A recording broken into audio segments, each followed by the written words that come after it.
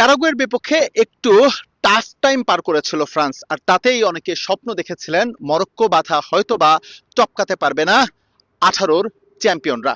কিন্তু তা তো হয়নি, উল্টো মরক্কোকে রীতিমতো উড়িয়ে দিয়ে প্রথম সেমিফাইনালিস্ট হিসেবে এবারের বিশ্বকাপের শীর্ষ চারে জায়গা করে নিয়েছে ফ্রান্স।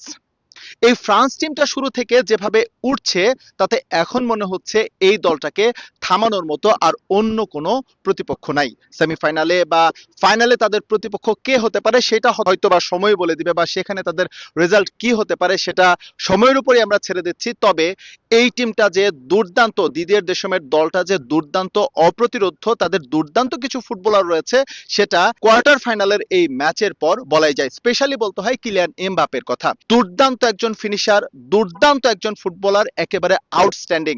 তার মতো ক্লিয়ার ফিনিশার এই মুহূর্তে ওয়ার্ল্ড ফুটবলের দ্বিতীয়টি আছে কিনা সেটা নিয়ে সন্দেহ প্রকাশ করাই যায়।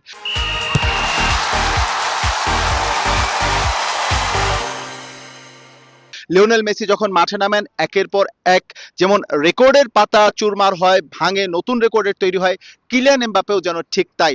আজ তিনি মাঠে নেমেছেন, স্কোর করেছেন এবং রেকর্ড বুকে তৈরি হয়েছে একের পর এক নতুন কিছু রেকর্ড। সবচেয়ে আলোকপাত করা যেতে পারে তার নকআউট ফেজে তিনি যে এখন 12টি গোল করেছেন, ফেনোমেনন রোনালদোকে টপকে এই রেকর্ডটা এখন তার একমাত্র, অর্থাৎ বিশ্বকাপের নকআউট ফেজে সর্বোচ্চ 12টি গোলের মালিক এখন কিলিয়ান এমবাপে। বিশ্বকাপে সর্বোচ্চ গোল স্কোরারের তালিকায় লিওনেল মেসি 21 গোল নিয়ে সবার উপরে আছেন। কিলিয়ান এমবাপে কিন্তু তার ঘাড়ে শ্বাস ফেলছেন 20 গোল নিয়ে।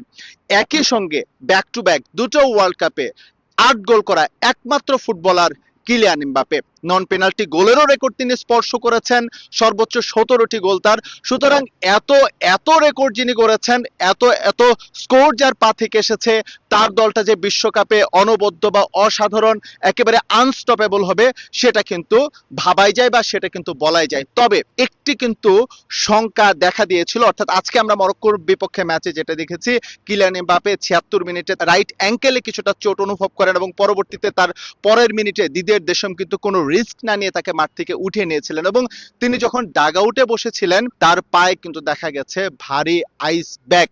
অর্থাৎ সেমিফাইনালে তাকে দেখা যাবে কিনা সেটা নিয়ে যখন অনেকে শঙ্কা প্রকাশ করছেন, তখন আমি যুক্তরাষ্ট্র থেকে আপনাদের আশ্বস্ত করতে চাই, যারা ফ্রেঞ্চ ফুটবল ফলো করে থাকেন, যারা কিলিয়ান এমবাপেকে ভালোবাসেন, তার ফুটবলকে পছন্দ করেন, এমবাপে কিন্তু, অর্থাৎ ফ্রান্স শীর্ষ চার নিশ্চিত করার পরপরই, ম্যাচের শেষ বাঁশি বাজার পরপরই এমবাপে মাঠে ছুটে গেছেন, তিনি কিন্তু জাম করেছেন, তাদের এই জয়টা উদযাপন করেছেন। সুতরাং কিলিয়ান এমবাপে কে যে পাওয়া যাচ্ছে না সেমিফাইনালে, এরকম শঙ্কা একটুর জন্য উদয় হলেও সেটা আবার তখনই অস্তমিত হয়ে গেছে।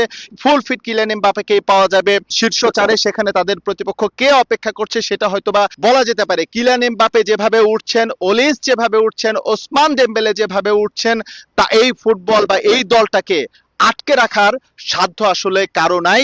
মার্কিন যুক্তরাষ্ট্রে তারা যদি তাদের জার্সিতে যদি 3 স্টার বসেও যায়, সেটা অবাক হওয়ার মতো কিছুই থাকবে না। যথেষ্ট যোগ্য দল হিসেবে, বিতর্কমুক্ত একটা দল হিসেবে বলা যেতে পারে এবারের বিশ্বকাপে তৃতীয়বারের মতো চ্যাম্পিয়ন হতে চলেছে ফরাসিরা।